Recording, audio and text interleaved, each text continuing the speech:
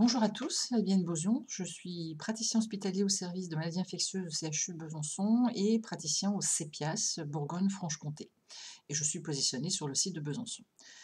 Comme l'an dernier, je vais vous parler de la grippe et de la vaccination antigrippale. Bon, rien de nouveau, la grippe reste une maladie virale très contagieuse qui évolue sur un mode épidémique avec une morbimortalité non négligeable sur les sujets âgés ou souffrant de comorbidité. C'est aussi une pathologie qui a un impact socio-économique important avec une surconsommation médicale, de l'absentéisme professionnel et une possible désorganisation du système sanitaire. L'agent pathogène, eh ben, ça reste le même, ce sont des virus influenza à ARN enveloppé. Il y en a 3 genres différents, A, B, C, sans aucune immunité croisée. Les types A et B sont à l'origine d'épidémies à large diffusion et le type A est majoritaire. Les formes B et C infectent presque exclusivement l'homme, alors que la forme A peut infecter aussi d'autres espèces animales. Dans ces cas-là, on parle d'anthropozoonose. Les types A sont classés en sous-types en fonction de leur glycoprotéine de surface. On parle d'hémagglutinine, codée de H1 jusqu'à H17, voire H19. Cette hémagglutinine, elle sert en fait à la fixation du virus sur les cellules hôtes. Et la neuraminidase, autre glycoprotéine, codée de N1 à N9, qui, elle, permet l'impénétration du virus dans les cellules hôtes. Il y a aussi des virus de type B, donc avec les lignages Yamagata et Victoria, et le type C qui entraîne des pathologies plutôt sporadiques. Le tableau clinique, je pense que tout le monde le connaît, avec une incubation très courte, 24 à 72 heures, un début clinique brutal associant maux de tête, fièvre, frissons, fatigue, écoulement nasal, puis une phase de guérison qui peut être complétée par une asthénie, une toux résiduelle. La guérison est le plus souvent sans séquelles. Malheureusement, il y a certains tableaux qui vont se compliquer, avec soit d'entrée de jeu une pneumonie grippale inaugurale, mais des complications sous forme de myocardite, péricardite, encéphalite, voire hépatite. Il y a des risques de décompensation, donc d'une comorbidité, des surinfections bactériennes avec le plus souvent des surinfections par le pneumocoque, ce qui justifie aussi chez les patients sujets âgés, fragiles, de penser à la vaccination pneumocoque. Bon, ce n'est pas le sujet du jour, mais c'est à y penser. D'autres complications sur infection, otite, pneumopathie, sinusite, donc parfois sepsis et jusqu'au décès. Sur le plan épidémiologique, la période épidémique se situe, en tout cas dans l'hémisphère nord, entre novembre et avril. 2 à 6 millions de cas par an recensés en France, jusqu'à 15 000 décès potentiels ont parfois été recensés par an en France. Dans 90% des cas, ce sont surtout des sujets âgés de plus de 60 ans. Concernant les hivers précédents, donc l'hiver 2020-2021, effet Covid, il n'y a pas eu de circulation active des virus grippaux, pas d'épidémie grippale, mais les mesures barrières, l'isolement ont permis d'éviter la circulation du virus grippal.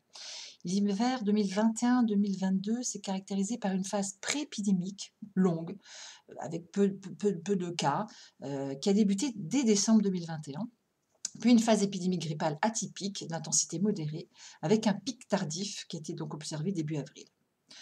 Pour l'hiver 2022-2023, eh bien, 2 vagues distinctes ont été marquées. La première par le virus A H3N2, donc qui a été observé jusqu'à mi-janvier et qui a été suivi d'un rebond épidémique principalement dû au virus B Victoria.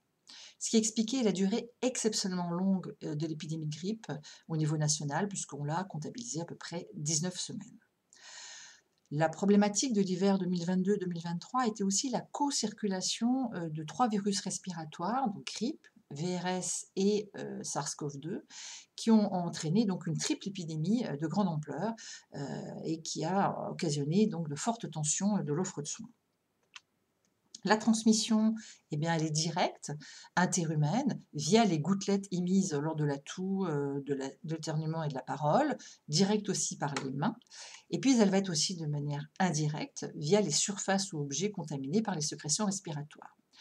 On estime que le virus influenza ne vit que 5 minutes sur notre peau, mais il peut rester actif plus de 8 heures sur un vêtement et entre 24 à 48 heures sur une surface sèche, en particulier donc sur les poignées de porte. Problématique avec la grippe, c'est que on est contagieux 24 à 48 heures avant l'apparition de symptômes. Il existe aussi des formes peu symptomatiques, en particulier chez les plus jeunes, et qui vont être source de dissémination et que donc reste toujours la problématique du risque potentiel d'évolution sévère, d'hospitalisation, d'admission en réanimation et voire de décès. Comment est-ce qu'on peut s'en prévenir? On a donc les recommandations émises par la SF2H, Société française d'hygiène hospitalière, sur les mesures barrières, avec donc le masque chirurgical protection gouttelette, avec les solutions hydroalcooliques et donc les 5 indications d'hygiène des mains que je pense tout le monde connaît, et avec éventuellement donc la vaccination. Il existe un traitement antiviral qui est un inhibiteur de la neuraminidase, donc ça vous rappelle quelque chose, hein, justement, la glycoprotéine qui permet l'introduction du virus dans la cellule hôte, donc l'oseltamivir ou Tamiflu qui est actif donc sur les types A et B. Donc l'intérêt, c'est de réduire la durée de la maladie, de réduire l'excrétion virale et donc la contamination, la transmission, de possiblement réduire la sévérité des symptômes si c'est pris dans les premières 48 heures du début des symptômes, mais ça reste d'une efficacité relativement limitée.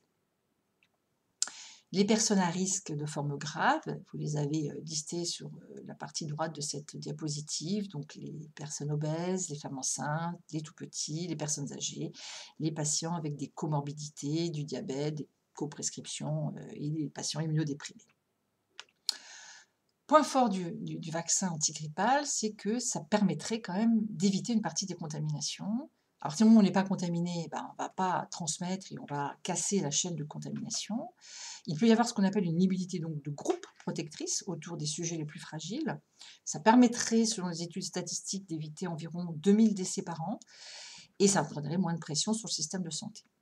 Les points faibles, c'est que c'est malheureusement pas toujours ciblé contre la souche qui circule, que la protection elle est en gros de 70% et que bah, malheureusement les sujets les plus à risque d'évolution sévère, ce sont ceux qui ont malheureusement la moins bonne efficacité de ce vaccin, donc, que sont donc les gens âgés liés à l'immunosénescence et les patients immunodéprimés. Et puis que la protection optimale, elle dure malheureusement pas si longtemps que ça et c'est là, toute la problématique de décider à quel moment, doit débuter la campagne de vaccination parce que, si on débute trop tôt, bah, malheureusement, on risque de ne pas être protégé au moment du pic et inversement. Le but de la vaccination, c'est donc de réduire les risques de se contaminer, de protéger les plus fragiles, que sont donc les personnes âgées, les tout-petits et les femmes enceintes et de réduire le risque de transmission nosocomiale. Les cibles, eh bien, ce sont les mêmes que tout à l'heure, les personnes à risque de forme grave, mais aussi l'entourage de ces personnes à risque, c'est-à-dire la famille qui vit sous le même toit, les aides à domicile et les personnels soignants qui sont amenés à prendre en charge tout patient hospitalisé ou institutionnalisé. Le vaccin contre la grippe, alors vous avez deux types de vaccins, les vaccins qui sont destinés aux moins de 65 ans et plus de 65 ans, donc le vaccin tétravalent, avec un certain nombre de microgrammes d'hémagglutinine par souche vaccinale. Et puis vous avez un vaccin destiné aux populations les plus âgées, parce que malheureusement ces gens-là étant plus âgés, répondent moins à la vaccination, eh ben, on va leur donner un peu plus d'hémagglutinine, on va leur donner un poids moléculaire un peu plus important et les études ont montré qu'il y avait une meilleure réponse immunitaire en utilisant donc les vaccins plus dosés en hémagglutinine. Par contre, pour ces personnes-là plus âgées, on a localement un risque de réactogénicité accru par rapport au vaccin tétravalent basique. Il faut savoir que l'objectif de la couverture vaccinale des plus de 65 ans sur le plan de l'OMS, c'est de 75%. Pas de problématique à co-vacciner le même jour ou à distance, grippe, Covid-19. Là, c'est juste un point sur la couverture vaccinale des personnes qui étaient éligibles ou qui sont éligibles à la vaccination, donc au fil des ans. Je vous répète, hein, donc l'objectif c'est 75%, donc on est loin malheureusement des objectifs. Il y a encore un petit effort à faire concernant les personnes cibles et éligibles à la vaccination. Vous pouvez trouver toutes ces données sur Santé publique France, on vous a mis le lien. La couverture vaccinale des professionnels de santé en établissement de santé. Alors, je n'ai pas les données 2022-2023, pardon. Donc, voici les données 2018-2019 et 2021-2022. Eh bien, c'est plutôt faible et on a encore baissé entre ces deux périodes, la phase pré-épidémique Covid et la phase post-épidémique. Malheureusement, je pense qu'il y a une certaine, réticence, hésitation à la vaccination et que le «battage» entre guillemets de la vaccination Covid est probablement en cause sur cette réticence face à la vaccination, grippe, qui se majore malheureusement. La couverture vaccinale des résidents en EHPAD est plutôt satisfaisante par contre, même si on a constaté une petite baisse, ça remonte tout doucement. En Bourgogne-Franche-Comté, on se situe pas trop mal, donc 89 des résidents des EHPAD sont vaccinés, grippe. Concernant la couverture vaccinale des professionnels de santé en EHPAD, là, on a les données et ben, malheureusement, là encore, au fil des ans, on constate une chute importante, de la couverture vaccinale des professionnels de santé en EHPAD. Donc ces professionnels qui sont au plus proche de ces personnes les plus âgées, les plus à risque de formes sévères, malheureusement, la couverture vaccinale est insuffisante. Je vous ai mis aussi en bas donc les couvertures vaccinales dans les autres, établissements de santé médico-sociaux hors EHPAD et on a des taux, qui sont, dérisoires. L'évolution de la couverture vaccinale des professionnels de santé, donc là, c'est selon les professionnels. Bon, le médecin reste le professionnel le plus, sensibilisé par l'intérêt de cette vaccination. Donc je vous le redis, je n'ai pas les données, de la couverture vaccinale 2022-2023. Concernant les EHPAD, bon, les médecins restent entre guillemets «toujours en tête», mais là aussi on constate au fil des ans une baisse, importante ou plus ou moins, des taux de couverture et des professionnels vaccinés. Alors les plus âgés sont mieux vaccinés que les plus jeunes. Ça, c'est un fait qui ne change pas au fil des ans.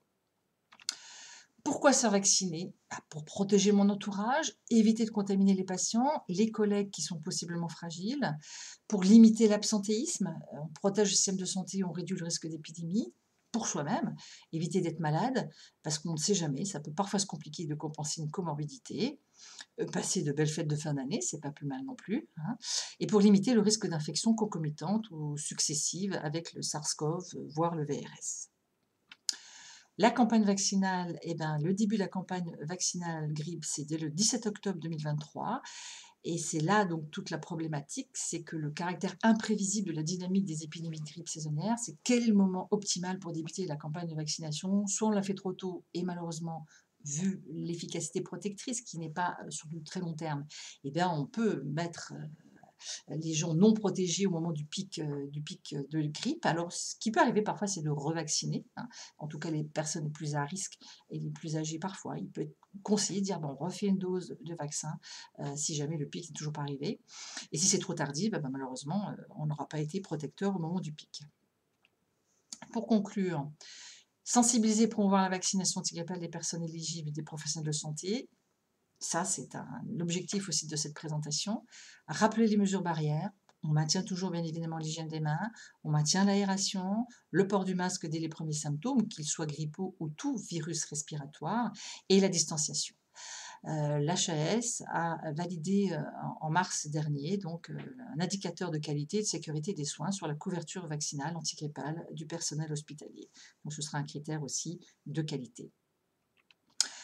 Voici les références et bien, bonne fin de journée à vous. Au revoir.